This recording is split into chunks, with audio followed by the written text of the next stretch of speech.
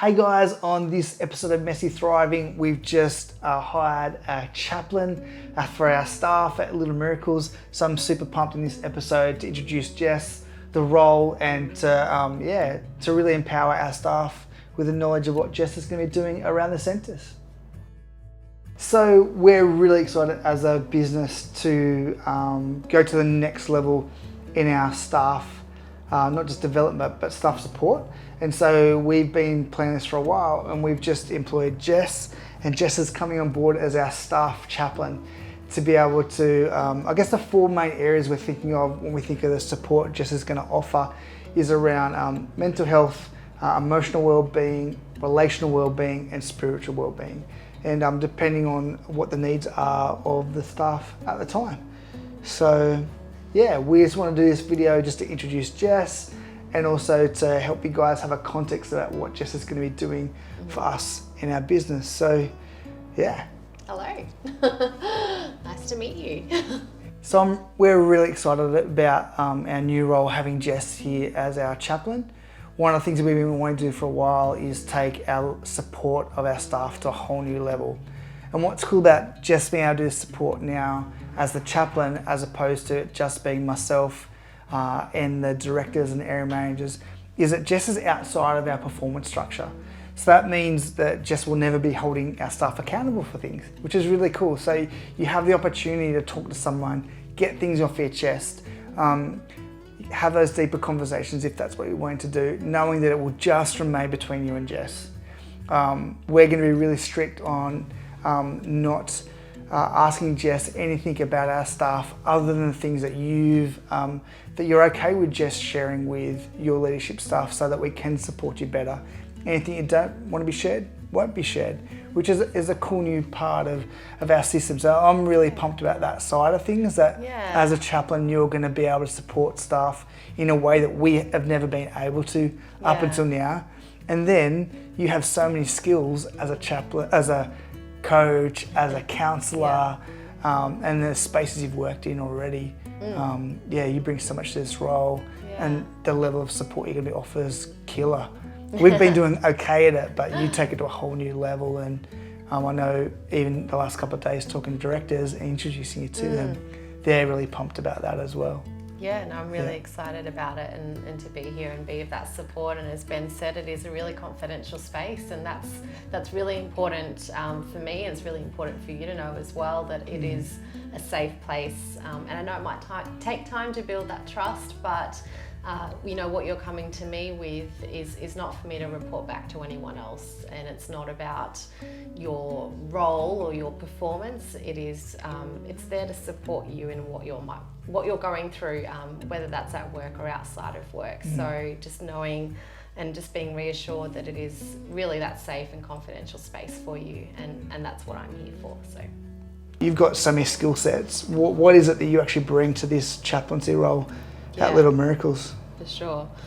Well, as you said, Ben, it covers a lot more than spirituality, which I know being a chaplain can sometimes be associated with purely that.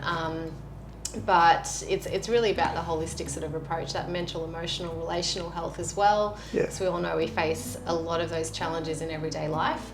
And so my background is that I've actually done a Bachelor of Counselling and Coaching. So that's one of the skill sets and training as a qualified counsellor and coach that I would be bringing to this space to work with you. And I've been working for the past 4 years or so supporting the well-being of students on exchange, so working with high school age students, but then also with their parents and their host parents as well. And I've also previously done a Diploma of Counselling and Mental Health First Aid, and I've been counselling women at another organisation as well for the past year, working mostly with women facing unplanned pregnancies and relationship issues. But a lot of what I've been dealing with through previous roles has ranged from anything from anxiety and depression to stress management, to those unplanned pregnancies, to relationship issues. So a whole spectrum of concerns, and I guess that is exactly what I'm here for as well. So whatever those concerns might be, and whatever sphere of life they might be in, as well as helping bring some tools and techniques and strategies to help deal with the everyday life issues that we face or goals that we want to achieve and things like that. So totally. I guess one of the things we're really pumped for me in my role, but also talking to the directors as well, is everybody goes through challenges in everyday life, not just those big ones. And so, I guess your role really will bring that extra level of support to a whole range of everyday challenges, or just to, we were talking before this video started about how counselling can be, for when you're going through a challenging part of life, but it can also be when you're going through a good part and you just want to get even healthier, even stronger, or maybe you've got a little challenge you would like to know a little bit more about or have a tool for. So absolutely. What do you think you bring in terms of that counselling skill set, just the everyday kind of challenges that maybe some of the staff? Yeah. Or you've got that coaching side as well. Yeah, absolutely. Look, I think, like you said, it's not just when things are going wrong that we need that support.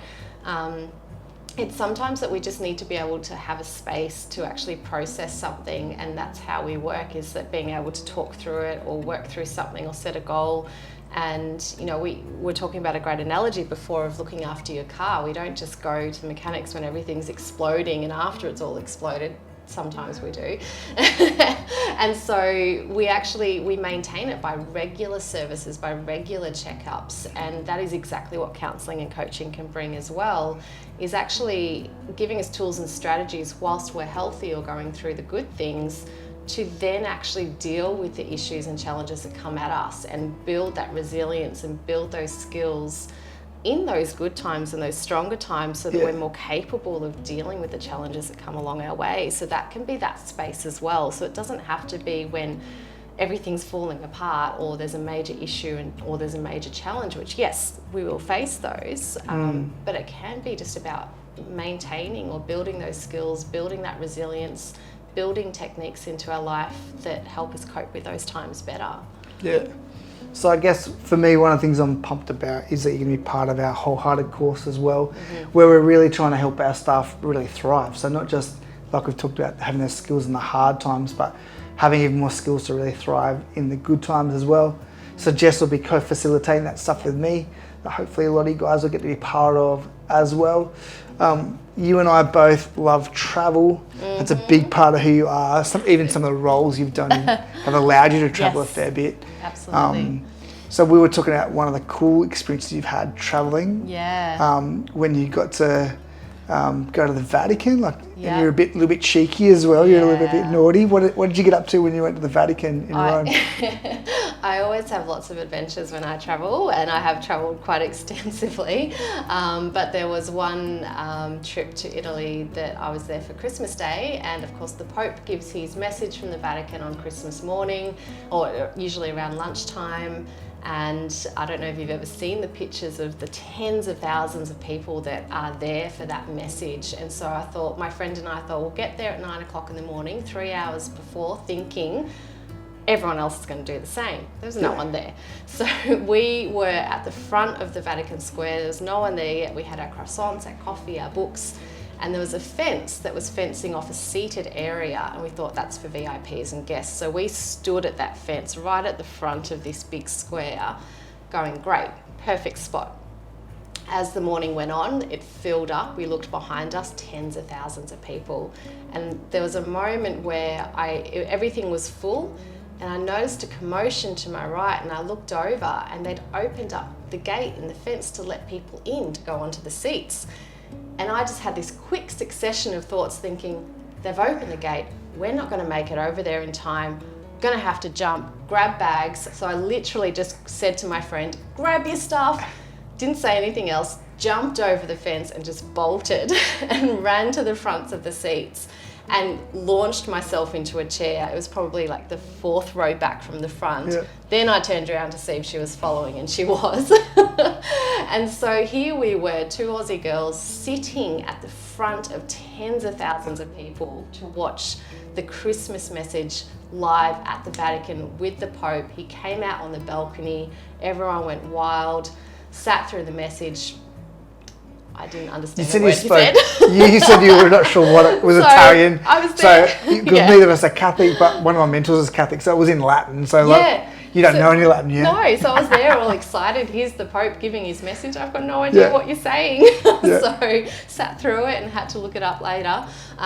But yeah, had that experience and people who knew that I was going to be there that day. I'd been, keeping in touch with friends back in Australia, saw the news and saw it being broadcast and thought, oh, they're probably way up the back of all these tens of thousands of people. And I'm like, no, I was up the front on the seats. So I had to Stoked. jump the fence to do that. But yeah, it was fun. Oh, that's cool.